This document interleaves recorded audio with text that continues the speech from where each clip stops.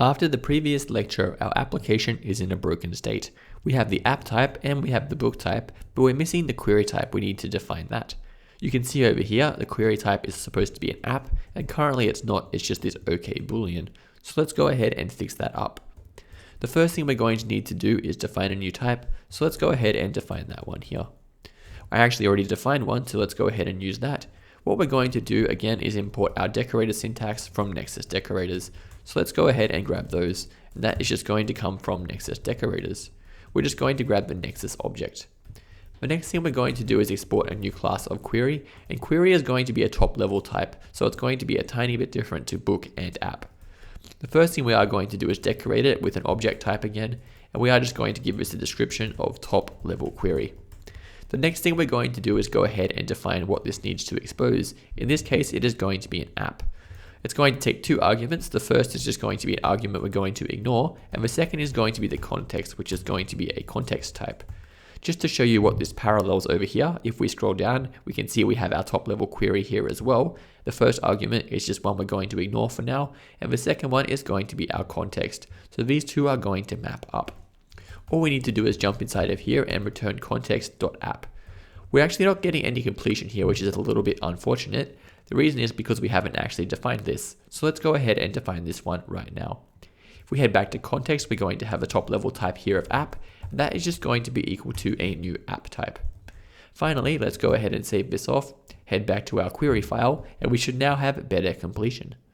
You can see now we're going to get completion over here, and that is going to contain our app, and it is going to contain our books, which is exactly what we were expecting. It's going to be exactly the same as what's happening over here, and it is going to correctly resolve our books.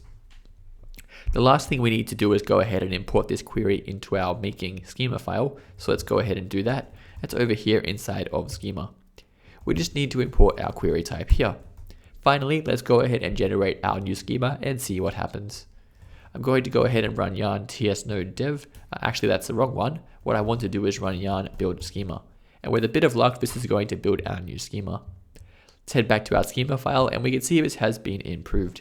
We have got a top level query here, but we're actually still missing our app type.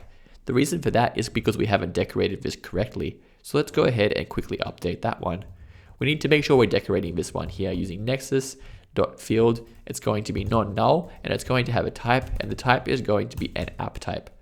Finally, let's save it off, and this should give us the correct decorator. If we head in here and run this one again, we are going to build our schema again. If we head back to our schema file, we are getting our top level app. So everything is now working correctly. Finally, let's go ahead and hook this up with our GraphQL middleware and make sure we're able to query it.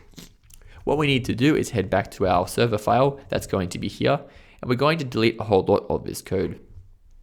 The first thing we're going to delete is our schema up here. We're now going to be generating this code first. That is going to give us an error. We haven't got a schema, so we're going to have to go ahead and define one here. And that one is going to be the GraphQL schema. What this is going to be the import from that file we generated earlier called schema. If we go ahead and have a look, it's going to be this function, and that is going to return our schema. The next thing we're going to need to do is change how context works.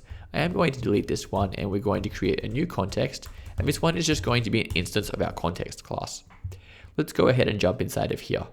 You can see we have our app here, and this is just going to contain a single book. So we should be able to query this book. Finally, we're going to get rid of our root value entirely. Let's go ahead and delete this one now. You might be surprised I'm deleting this. I'm going to show you how this works in just a moment by doing a console log and showing you the value we're getting here from our GraphQL schema import. Finally, let's go ahead and run this and see what happens. I'm going to head back to my terminal and run yarn tsnode dev and pass in server or GraphQL/server. We're going to get a big console log here. And if we scroll up, you can see I'm getting this extension here, which is the Nexus extension.